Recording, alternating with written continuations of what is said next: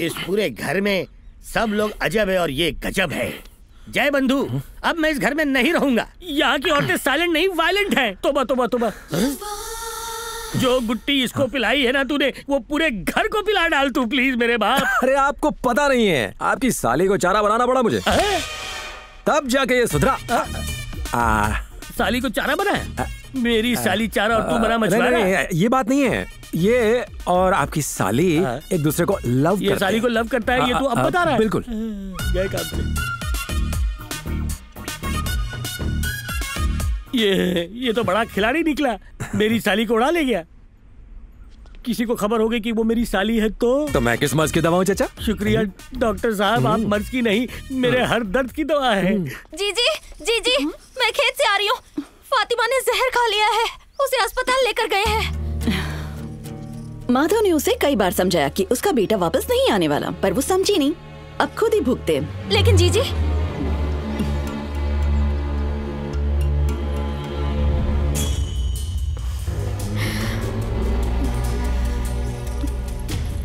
चलो हम अस्पताल चलते हैं। आओ। भाई, जब पड़ोस के गांव वालों से बदला लेने जाएंगे ना, तो मुझे भी साथ ले चलना। वो बोरी को नीचे उतार, चल। चल। ठीक है भाई। अरे जल्दी उतार।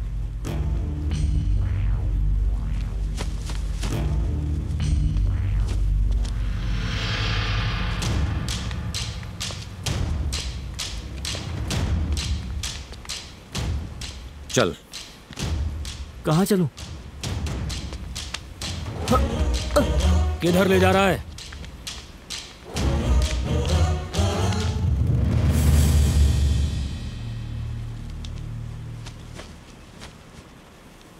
इसकी माँ ने जहर खा लिया, वो अस्पताल में भर्ती है।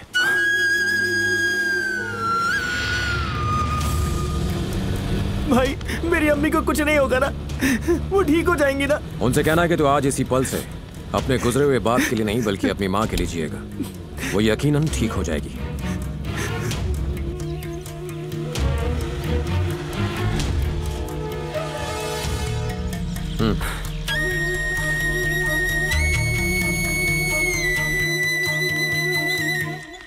अम्मी, अम्मी, आपने ऐसा क्यों किया? अम्मी, अम्मी, मैं वादा करता हूँ आपसे, आप जो कहेंगी मैं वही करूंगा। मैं इसी वक्त से माधव भैया का साथ छोड़ रहा हूँ, मेरा यकीन करो अम्मी। भाई आप ही अम्मी को समझाइए ना, जैसा अम्मी कहेंगी आज से मैं वैसा ही करूंगा। ये आज से आपके कहे मुताबिक जिंदगी गुजारेगा।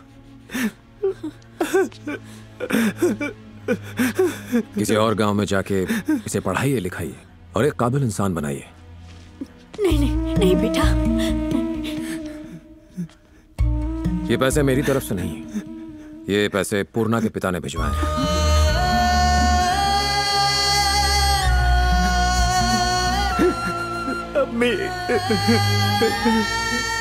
दिल कर रहा है कि दौड़ के सीधा तुम्हारे पास चले। नमस्ते, मुझे बड़ी जोर से एक बात कहनी थी। मेरे घर में एक ही सेल फोन है, मैं नॉन स्टॉप अपनी बीवी से बात करने के लिए फोन ट्राई कर रहा हूँ, लेकिन कनेक्शन कहीं और लगा हुआ है।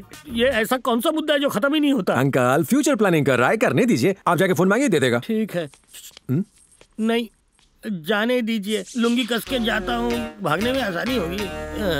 अरे मेरा भरोसा करो, मैं तुम्हें अपनी रानी बना के रखूंगा, सच में।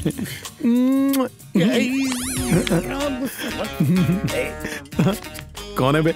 अब एक सेकंड। वो क्या है कि बहुत दिनों से मैंने अपनी ओनली वाइफ से बात नहीं की है, एक कॉल करने दो। एक सेकंड रुको। माधवी, तुम्हारी बड़ी बहन कैसी है? अरे मैं नहीं, प्रताप जी पूछ रहे हैं। वो दोनों मजे में हैं, तुम्हें बिल्कुल याद नहीं कर रहे हैं। हाँ, अब जाओ। जाऊं तो जाऊं कहाँ? हाँ बोलो स्वीटहार्ट। कहना हाँ? मैं भी सलामत हूँ। हाँ, प्रताप जी भी सलामत हैं। हाँ बोल दिया। हाँ जाओ। नहीं छोड़ूंगा तुझे। कहना कि मैं फोन जरूर करूंगा। मालिक, मालिक,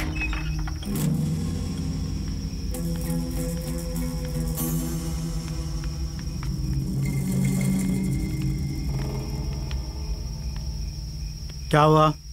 आज तक मैं ये सोचती आई हूँ कि आप लोगों को किसी और की फिक्र नहीं है, पर आप तो हम जैसे बेबसों का सहारा है, मसीहा है। मेरे पति का कत्ल आपकी वजह से हुआ, बस इसीलिए मैं आपको आज तक बद्दुआएं देती रही।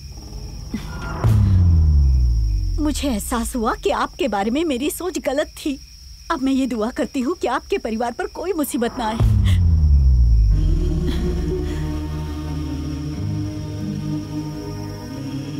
आपकी वजह से मेरी बेटे की जिंदगी संवर जाएगी और मेरे बेटे की कामयाबी के पीछे आप ही का हाथ होगा। आपने इसे नई मंजिल दिखाई है। मेरी बस यही दुआ है कि आपका घर परिवार हमेशा खुशियों से भरा और आबाद रहे। नमस्ते। मैं अपने बाप के कातिलों से बदला लेना चाहता था, लेकिन उस जुनून में मैंने अपनी अम्मी की नाफरमानी की, जिनके पैरों के नीचे जन्नत होती है। अब मैं दोबारा कभी ऐसा नहीं करूंगा।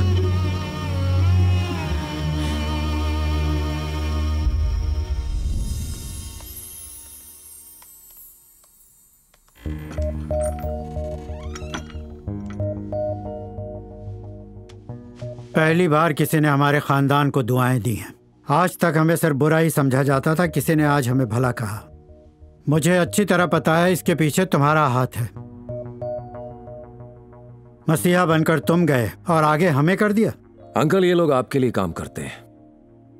उनके परिवार का गुजारा आपके रहमो करम पर है। अगर एक अनजान आदमी उनकी मदद कर दे तो उसे ज्यादा से ज्यादा क्या दे देंगे? बस उसका शुक्रिया अदा कर देंगे। लेकिन यही काम अगर आप करेंगे तो उनकी नजरों में आपका ओहदा ऊंचा हो जाएगा। जानते हैं गांव वाले अपनी हर परेशानी लेकर आप ही के पास क्यों आते हैं? इसलिए नहीं कि आप रईस हैं, बल्कि इसलिए कि आप इस परिवार के सबसे बड़े हैं।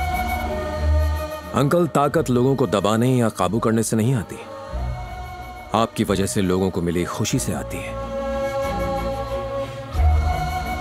हम तब महान नहीं कहलाते जब हमारे कहने पे लोग अपनी जान लुटा दें। हम महान तब कहलाते हैं जब हम उनकी जान बचाएं जो हमारी खातिर जान देने को तैयार हो।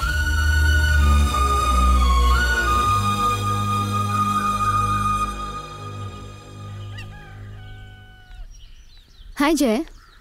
हाय। कल जो तुमने किया वो वाकई काबिले तारीफ है। तुमसे एक सवाल पूछना चाहती हूँ, सच सच बताना। तुम यहाँ आखिर किस लिए आए हो? मैं इस गांव और इसकी खूबसूरती को देखने आया हूँ। तो ठीक है, मैं खूबसूरती दिखाती हूँ। तैयार हो जाओ अच्छे नजारों के लिए।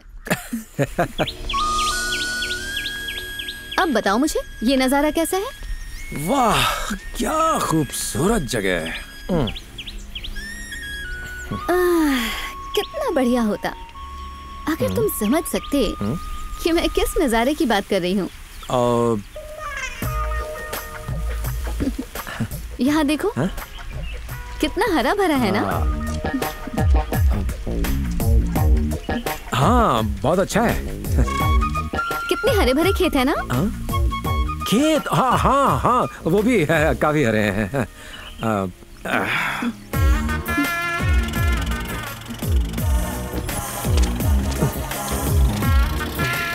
अगर तुम्हारी आंखों को ठंडक चाहिए तो ये देखकर ठंडक पहुंचा सकते हो।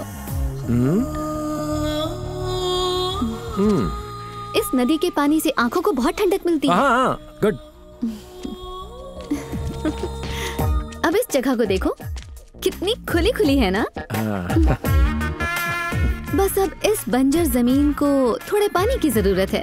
अरे तभी तो ये सारे खेत हरे भरे होंगे ना? अच्छा, इसके लिए तो हल चलाना पड़ेगा। आज काफी सैर कर ली, बाकी का गांव किसी और दिन देखते हैं। ठीक है?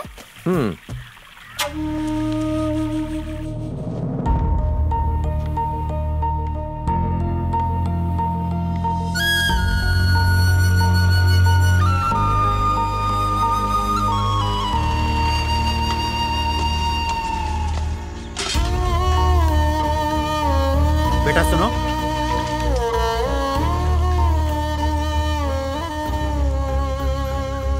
जी मालिक।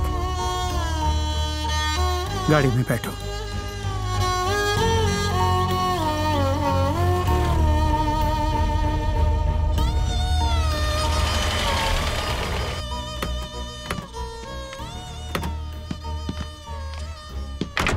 जो भी दाखिले होंगे सिर्फ डोनेशन की बुनियाद पर होंगे। जी सर। आप यहाँ? आपने क्यों तकलीफ की? मुझे हुक्म करते मैं आ गया होता। ये हमारी बच्ची है।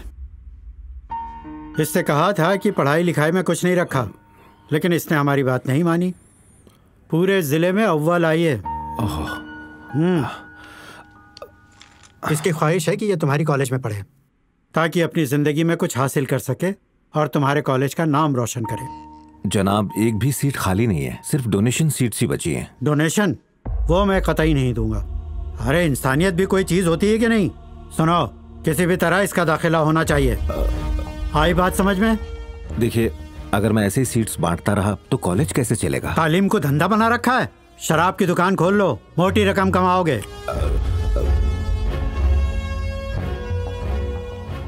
कल से ये यहाँ पढ़ने के लिए आएगी। इसे देखकर दूसरे गरीब बच्चों की भी पढ़ने की ख्वाहिश होगी। बार बार ये समझाने में यहाँ नहीं आऊंगा।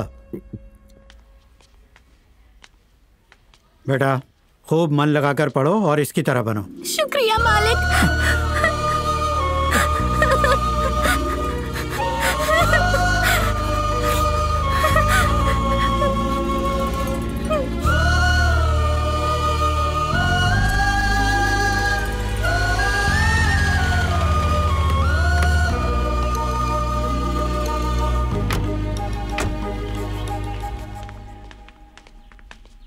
मानसा के लिए एक लड़का देखा है। लड़का अच्छे खानदान का है। कल वो लोग देखने आएंगे।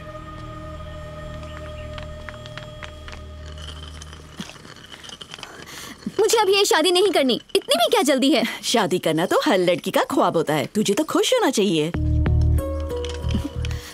आप तो कुछ बोल दीजिए ना। आप मुझसे प्यार करती है या नहीं करती? मुझे इस शादी के बारे में बताना भी जरूरी नहीं समझा? इस बात से मैं भी अनजान थी। ये सब तुम्हारे चाचा का फैसला है।